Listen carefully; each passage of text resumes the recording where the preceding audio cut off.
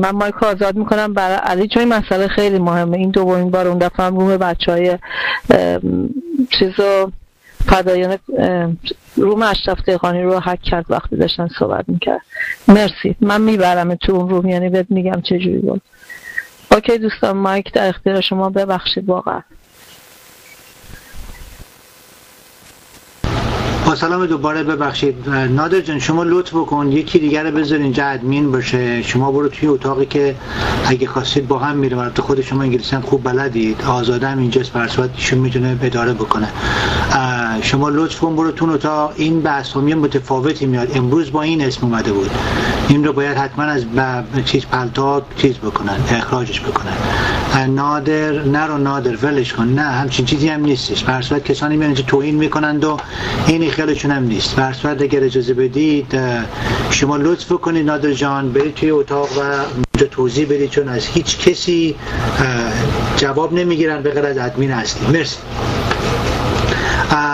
اون برصورت اینه که امروز اگه اینو بهش بدید، این چون با این آدرس میاد، این آدرس بیاد یا با آدرس دیگه بیاد، آی پی ادرسش هم چیزه. من میرم اونجا، اگه خواستی دعوتت میکنم. این با هر آدرسی بیاد با یک آی پی ادرس میاد. اینا آی پی ادرس رو بند بکنن و اتفاقا این کارو قبلا کردیم ما، یعنی این کارو قبلا توی جریانی با یک کسی دیگه از این سلطنت طلبا کردیم و دیگه هم دومش انداختن بیرون. برصورت مرسی، متشکرم.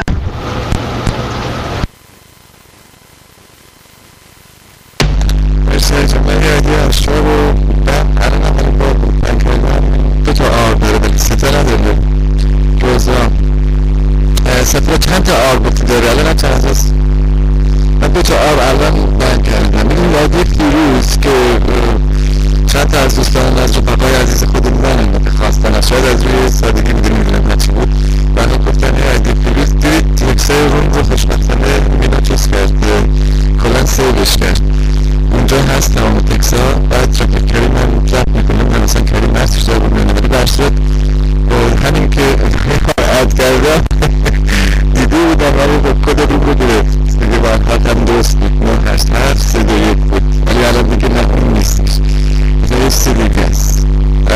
اگر این کد رو بتونه پیدا بکنه دیگه این چیزی دیگه همه چی از دست میره. چیزی برای از دست دادن دیگه برای من واقعا نمیده. در حال از میخوام امیدوارم همه که با هم دیگه کنن باشیم و خوشحالم بحثت و اینجا خوب میشه. ولی خب این منطقه بجای موسیقی و تو چیزا بابا با اسقر 510 که خودش شده یه چیزای موسیقی اسقر کنم. در حال نوبت ها رو من فقط یادم اسقر 510 آخرین نفر بود. اگر لطف بکنید این نوبت ها رو من اصلا یادم نیست ولی میدونم علی تو نوبت بود، مینو تو نوبت بود، یعنی باقی آزاده، کمونیسم عزیز تو نوبت بود، دیگه چند نفری بود، رفیق خمایان اگر اشتباه نکنم تو نوبت بود، خیاف بله، رفیق کریم در نوبت بود. اینا بودن. الان دیگه چیز ندارم، الان 3 تا نه نیست. اوکی مسئوله اینو بند میکنم. من یه دونه آیدی یاشار رو با 2 تا آر برها بند کردم ولی ظاهرا 3 تا آر دارم. خب دوستان نوبت ها به هم ریخته. من واقعا از روز میخوام فکر نکنم، یعنی رفیق من عزیز وقت میشه دیگه نهایت تلاش رو بکنم واقعا کمش کنم. من هم نکنم بس بکنم واقعا چشم همه نکنم رفیق خیاب اگر بشه اطمینان برم چیز نکنم. چی؟ روزا چی رو پلیز؟ نفهمیدم متوجه نیستم. افنر روزا یه داشته باش. روزا پلیز. دوستان من داشتم صحبت میکنم هک شدم. من اصلا ناراحت نیستم چون به ما گفت دوستان اتاق هک شده. اولا آدم بچه با تربیتی بود، فوش نداد. بعدش هم خب هکرها اینجوری تمرین میکنن دیگه، شاید بتونن جای بهتری رو هک کنن. حالا طرف از اون دزدا بوده به کاه دور زده، شما ببخشیدش چون صداش هم بسیار جوان بود.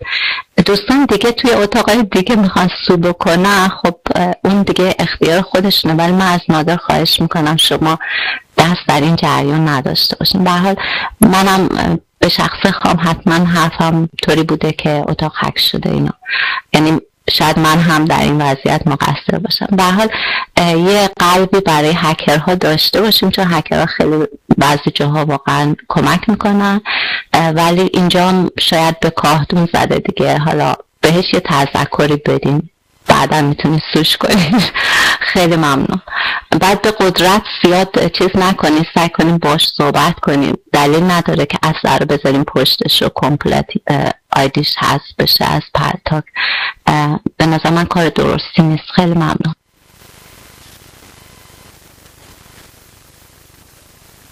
خیلی کریم سوال داشته باشید. میکروفون به وقتی کریم صدا دارید خواهش کنم. مثل رو دارید وقتی کریم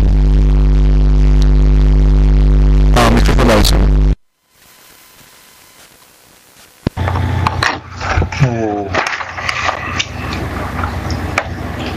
من تشکر میکنم از شما، به ویژه دوستانی که جلوتر از من وقت داشتن. به هر حال امیدوارم که تعداد زیادی از دوستان برگشته باشن. ما حدود نزدیک 80 نفر از دوستانمون رو در اتاق قبلی داشتیم که الان حدوداً نصف شده.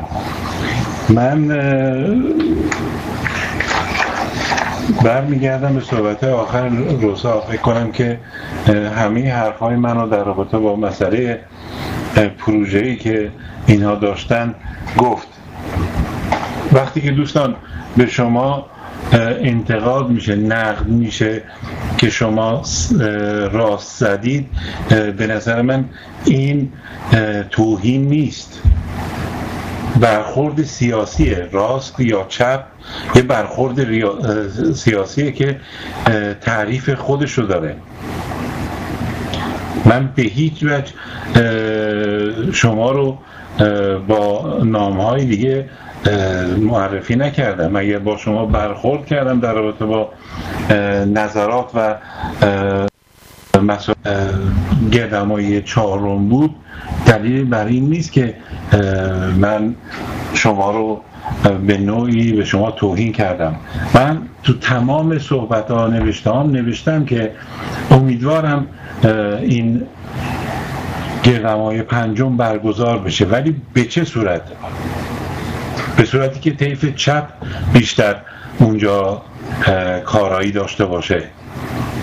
برمیگردیم به صحبت‌های همیشه زیبای رفیق همایون ایوانی که به درستی میدونن که کجا وارد بشن و چه صحبت‌هایی رو بکنن.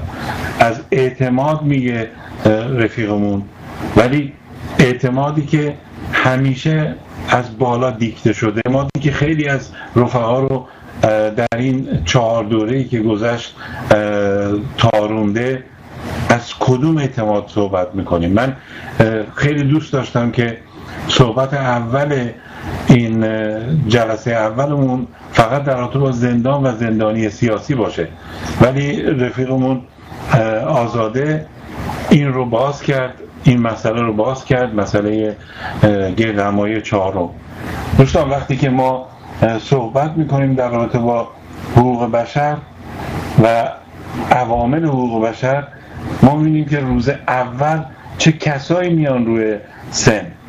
وقتی که حمید قربانی اونجا اعتراض میکنه در سالن، به خاطر اینه که سوسیال دموکرات‌ها و نماینده ایرانی سوسیال دموکرات‌ها که پیشینه سیاسی مشخصی داره و همچنین در این شهر یکی از رهبران سبزها هست، دعوت کننده مشاور موسوی در اینجا هست، چرا باید رو سن گردهمایی ظاهر بشه؟ میگن که در گردهمایی 3 هم بوده. خب در گردهمایی 4 شما آیا پرسیدید که این کجا ایستاده؟ ما میبینیم که شاعر سخنرانمون اونم سبز از آب در میاد، آقای نعمت آذر. من توهین به آقای اعظم یا آقای رضا طالبی نمی کنم، سبزم. چرا ما باید بهشون تریبون بدیم؟ مگر خود همایون عزیز نمیگه که ما تریبون نداریم؟ اونها تریبون دارن. و چرا این وقت کم رو و این پولی که صرف شده در رابطه با این گردهمایی ما صرف سبزها بکنیم؟ بعد سرکله نماینده امنستی که اصلا یک مسئله دروغ بود و از اول هم آقای آراز فنی از طرف خودش نمایندگی جامعه که همون محفل خودشون هست بنا بود بیا صحبت بکنه. پس چرا دروغ بگیم؟ ببینید روز اول ما میبینیم که چند نفر مشخص، بعد خانم امانی که بسیار آدم خوبیه، بسیار انسان خوبیه، ولی ما میبینیم که در نظراتش مثل شادی صدر، مثل اون یکی شادی، مثل نظرات رفیقمون سیروس کفایی اصلا در جهت مسئله طیف چپ نیست. اگر شما بیایید نگاه بکنید به صحبت ها، من در روزهای گذشته به رفیقمون نادر میگفتم به نظر من صحبت های رفیقمون همایون یکی از بهترین صحبت هاست که میشه بارها گوش کرد و واقعا اون نمیبخشیم و فراموش میکنیم و درش دید. ولی فقط در صحبته ما میبینیم که هزینه این ساختمون حدود 30,000 کرونه و اون رو به عنوان یک هزینه که میشه از یک جایی گرفت. حالا در کشور ما سوئد ABF از سازمانی هست که نمیشه از اونجا گرفت و هیچ هم بد نیست، خب میگیرن این کارو میکنن همه. ولی چرا ما این رو نیومدیم رایگان اعلام بکنیم؟ چرا ما تدابیری نیندیشیدیم که بیایم مردم بیشتری، آدم‌های بیشتری رو تو این شهر و تو این کشور جذب کنیم؟ دوستمون میگه که اگر شما میخواهید برید یه سمینار بزنید برای خودتون، کسی همچین کاری رو نمیخواد بکنیم. همین سمینار که همایون داره ازش میگه تنها آلترناتیو چپ هست که به نظر من حالا نیست، این رو حفظ بکنیم و تبدیل به همون آلترناتیو چپ خوب و رادیکال بکنیم. سمینارهای خیلی زیادی هست. تو بلژیک سمینار بوده، تو مونترال سمینار بوده، تو آمریکا، تو سیدنی، تو کل، تو خیلی از جاها سمینار بوده. اگر ما بتونیم دسترسی داشته باشیم به اونها رو هم میتونیم گوش بکنیم، میتونیم ازشون استفاده بکنیم، نقدشون بکنیم، پیشنهاد بکنیم به این سمینارها. ولی حالا که ما شما رو شنیدیم، حالا که ما شما رو دیدیم، وقتی که میایم نقد میکنیم بلافاصله میشیم غیر رفیق. به نظر من خیلی برخورد ساده و عجیب غریبیه که از شما تو این مورد دیده شده. ببینید دوستان، من به هیچ وجه الانم اعلام میکنم خواهان برهم خوردن این گردهمایی نیستم. باز هم میگم در گردهمایی پنجم امیدوارم که طیف چپ بتونه رو پای خودش بیسته و برگردیم به آنچه که تعریف شدیم. اون موقع من خودم یکی از فعالین این کار خواهم بود. خب خیلی معلومه وقتی که من میگم در درون کمیته شهری ما سبز رخنه کرده، این انتقاد به خود من وارده. دوست ما میگه چرا ترک نکردید، چرا اتاق پالتاک رو ول نکردید؟ آیا این کار خوبی بود اگر ما مثلا وسط سخنرانی آراز فنی یا هر سبز دیگه‌ای میومدیم داد میزدیم، کارت اونو پرت میکردیم، میگفتیم ما میریم، به خاطر اینکه ما این کار نکردیم، ما ایستادیم خواستیم ببینیم که رفقای ما در ارزیابیشون و در کارهاشون به ما چه جواب میدن.